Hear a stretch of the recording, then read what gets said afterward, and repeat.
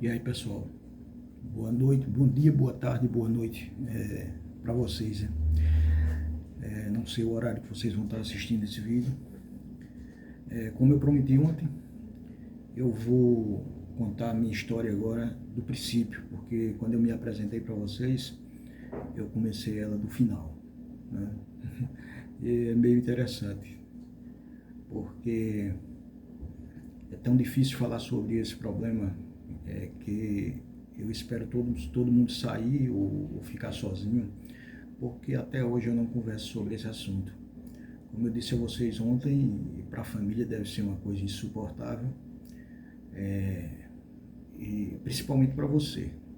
Coisas que eu vou contar aqui, nem aos médicos eu conto, porque eu sou meio caladão mesmo, e eles fazem as perguntas dele, e para minha família mesmo, eu recebo muitas críticas, né? Porque, na verdade, tem pessoas que dizem isso não se conta para ninguém, isso a pessoa guarda para ele mesmo, mas eu não vou me importar com as críticas, porque talvez alguém passou pelo mesmo problema que eu. Vamos começar sobre o problema da religião e como eles tratam as pessoas com qualquer transtorno mental. Eles confundem muito, como eu disse a vocês no vídeo anterior, eles confundem muito o problema do espiritualismo com o problema de saúde. Né? E vamos lá para voltar para os anos 90, nos anos 90 mais ou menos, nos anos 89 para 90. Eu tinha apenas 18 anos de idade e, como eu disse a vocês, eu dirijo caminhão e viajei para São Paulo com um amigo, e como não sabia nada do problema, a gente foi para São Paulo e ele me ofereceu um comprimido que, como eu disse a vocês, é inibidor de apetite, mas a gente tomava para não dormir. E desse comprimido eu me senti muito mal. Saí de João Pessoa, quando eu cheguei em Aracaju, eu já estava muito mal mesmo. Essa viagem foi uma das piores viagens da minha vida. A gente era em dupla, mas quando eu tomei isso eu não tinha condições nem de dirigir, porque em Aracaju, né, em Sergipe, eu saí daqui, é pertinho de Sergipe, mas eu já comecei a passar muito mal. E continuei a viagem. A gente ia, o destino era Polinha, interior de São Paulo. A gente chegou lá, para você ter uma ideia, esse comprimido é tão forte que a gente chegou em São Paulo, 48 horas mais ou menos você está em São Paulo. Quando a gente chegou lá, descarregou em Paulinha e só conseguiu carga para Belém do Pará, mais precisamente para Paragominas. E a gente conseguiu essa carga e a gente estava muito cansado já, porque eu não estava dirigindo e ele não tinha nenhum um tóxico com ele, né? um comprimido para tomar, e eu não queria dirigir, e eu consegui com uma mulher lá na beira da estrada. Ela pegou um comprimido, ou foi 3, enrolado em um papel higiênico, e ela fez: olha, se alguém perguntar quem deu isso a vocês, vocês nem falam, pelo amor de Deus, porque isso aqui é muito forte mesmo. E nisso, como ele estava cansado, quando você toma isso, você precisa de mais ou menos de uma meia hora, você deita para cochilar. E se eu não me engano, eu já li em algum lugar que isso falta, você não dorme porque falta oxigênio no seu cérebro. Aí você deita e dá um pulo, e dali você não dorme mais, porque se você deitar, falta oxigênio no seu cérebro. Então, esse amigo meu, ele tomou e deitou na cama. Eu disse: eu vou dirigir. Mas eu também só consegui dormir depois que o efeito disso passou. Desde aqui, de João Pessoa, já comecei a passar mal. E quando e comecei a dirigir, mas não conseguia não. A mente ficou muito acelerada, acelerou demais minha mente. E tem uma música de Ventania que diz: quantos loucos atearam fogo, aceleraram a mente, né? Mas no caso de Ventania ele diz: viajando na fumaça louca, viajando na fumaça louca que passou de boca em boca, né? No caso da gente foi esse lixo aí, que tanta gente se envenena com ele. Mas tudo certo, nessa viagem deu tudo errado para lá. A gente chegou em Paragominas, foi para uma fazenda carregar para o Rio Grande do Norte. Essa fazenda era chamada Vai Quem Quer, o lugar. De lá para Vai Quem Quer, de Paragominas, era estrada de chão, pelo menos nessa época, não sei hoje. Mas, porque vai quem quer e volte se quiser. E a gente pegou uma carga para o Rio Grande do Norte. E aí você paga até pedágio, passa por uma aldeia indígena, paga pedágio. Então, não lembro quanto foi o pedágio nessa época. Tem um top chamado Top do 30, mas já é na volta. Era uma estrada de chão e esse Top do 30 já é na volta. E a gente foi carregar e o cara prometeu que quando chegasse lá, essa carga já estava pronta, era madeira. A gente foi carregar de madeira para Mossoró. Só que quando chegou lá, era 100 km de chão, época de chuva. Quando chegou lá, a gente levou os trabalhadores. E o cara disse: olha, ele prometeu carregar vocês hoje? A gente disse sim. Aí ele apontou para a mata e fez: tá vendo uma sabiá cantando lá naquela árvore? O que vocês vão levar é aquelas árvores que o passarinho está cantando ainda nela, porque a gente vai cortar e a gente vai preparar ela, serrar aqui. Era nessa fazenda. A gente vai serrar, vai preparar ainda. Vocês não tem nenhuma prancha, nenhuma madeira, nenhum caibo, nenhuma ripa, nada pronto. A gente vai preparar. E nisso, para encurtar a história para vocês, eu passei 3 meses nessa viagem, para vocês terem uma ideia, da saída de João Pessoa, São Paulo e Belém do Pará.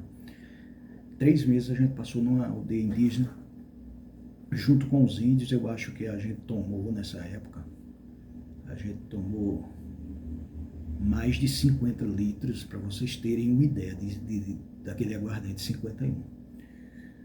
E eu juro para vocês que desde essa época, eu já tinha um problema e eu não sabia por quê. Agora vamos cortar essa parte, vamos começar o que é que a religião e os problemas psicológicos não se comunicam um com o outro. Porque eu já tinha problemas. E quando eu conheci esse, que eles chamam de arrebite, ele piorou drasticamente meus problemas.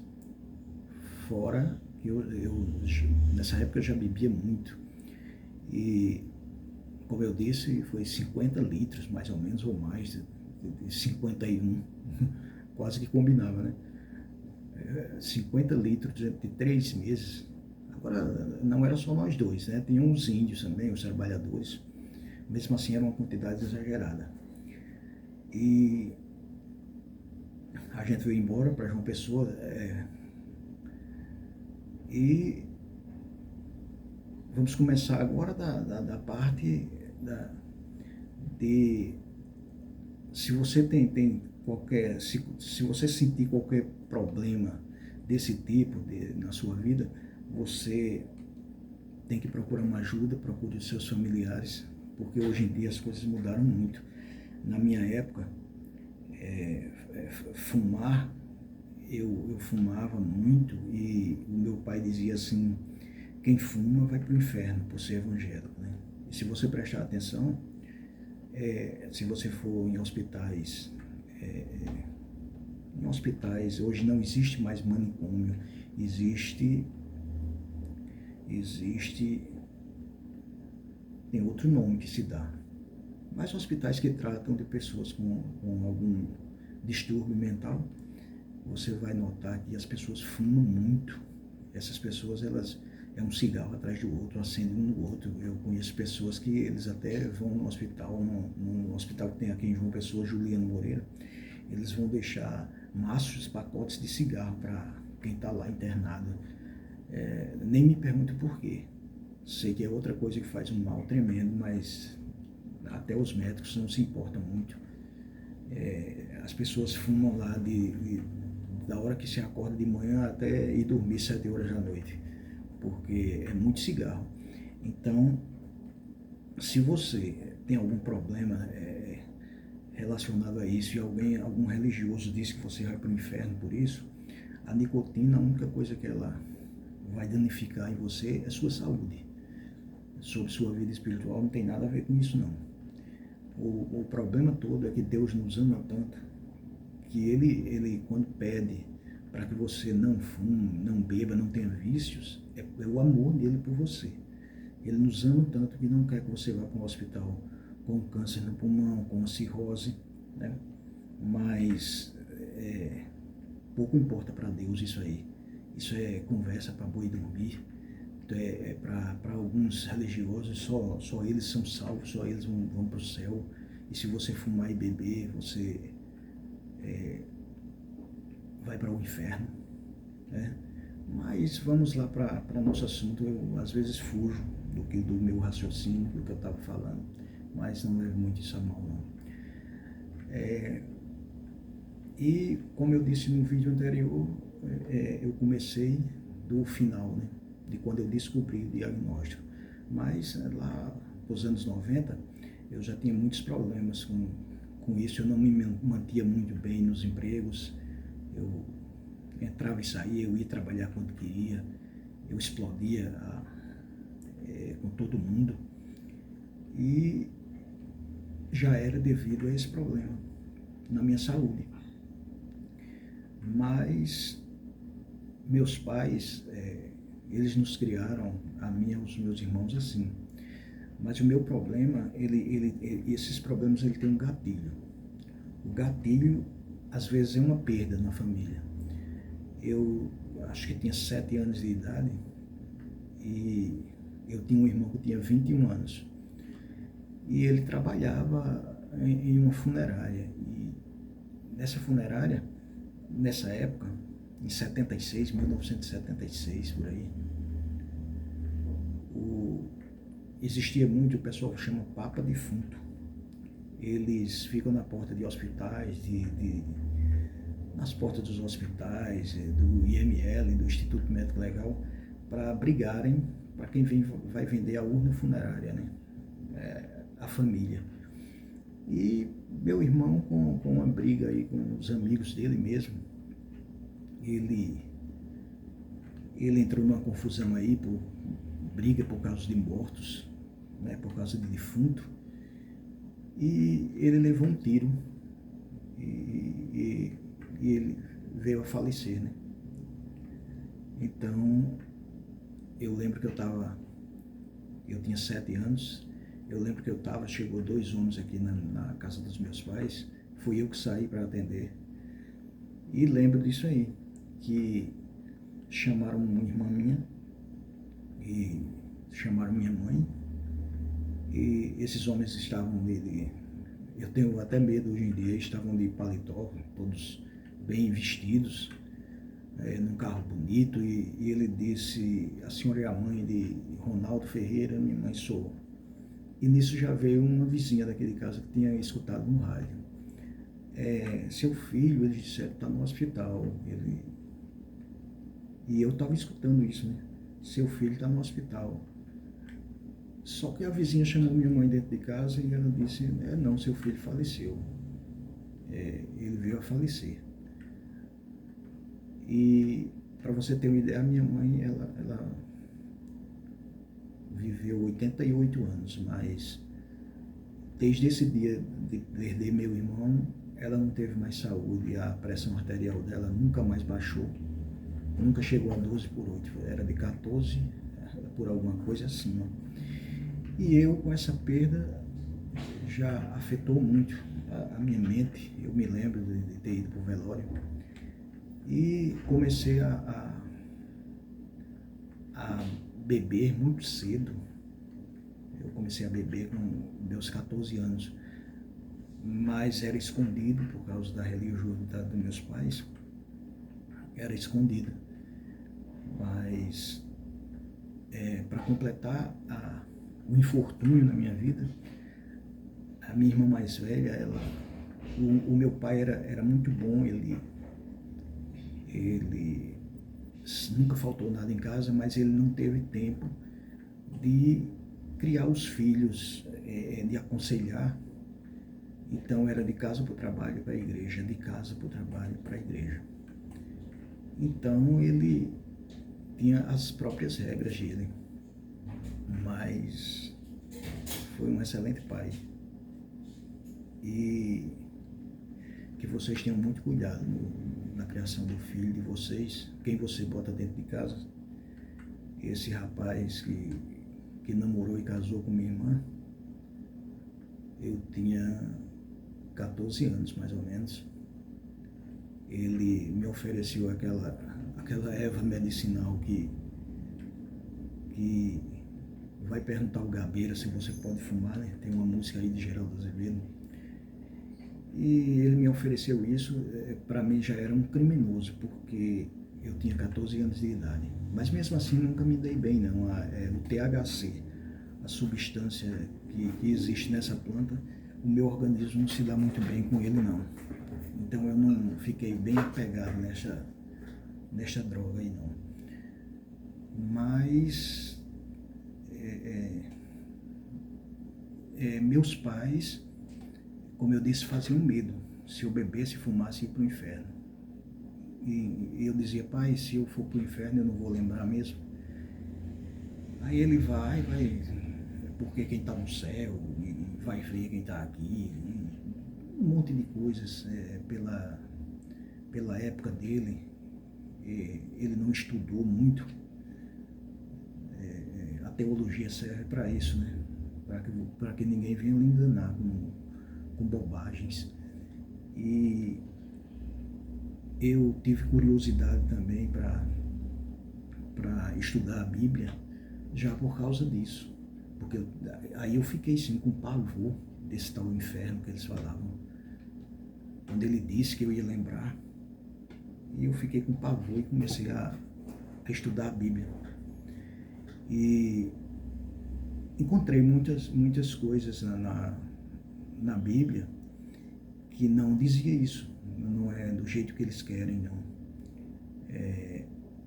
Como é que um Deus tão amoroso ia pegar uma criatura, uma pessoa que ele criou, e lançar num lago de fogo, em enxofre, né? Isso já não me entra mais na cabeça, sabe? Mas, para não fugir do meu raciocínio, e o vídeo está ficando um pouco longo demais, vai mais ou menos por aí, pessoal. Que as pessoas, para falar sobre isso, tá fugindo também meu raciocínio por conta de tá falando isso a primeira vez assim, né? E o YouTube, sei lá para quem vai esse vídeo, mas é coisa que é difícil falar. Se você tem problemas com isso, se puder ir nos comentários e fazer alguma pergunta, você pode fazer alguma pergunta aí que vai me ajudar, porque eu não tenho nenhum inscrito, e sem interagir com alguém, aí a coisa fica pior ainda, porque eu não tenho com quem conversar. Eu costumava dizer, brincando apenas, viu? Não vai levar isso a mal, eu costumava dizer aos meus amigos, ô meu irmão, você ora, você reza? Aí o cara dizia assim, eu oro, eu rezo. Aí eu dizia para eles, isso é o primeiro sinal de esquizofrenia. É você falar sozinho. E quando aí eu perguntava para eles, e Deus responde para você? Aí eles, sim, ele responde. Eu dizia, Então você é completamente louco, não só é esquizofrenia, você é completamente louco, porque Deus está lhe respondendo. Então eu peço para vocês se inscreverem aí, porque falar sozinho é pior do que estar sozinho, tá? Para o vídeo não ficar muito longo. Um abraço a todos. Eu tenho que dar uma saidinha também, mas eu volto aí para completar o vídeo, ok? Um abraço a todos. Eu vou ver o que é que eu faço para editar, tá? Todos para vocês. Fica com Deus.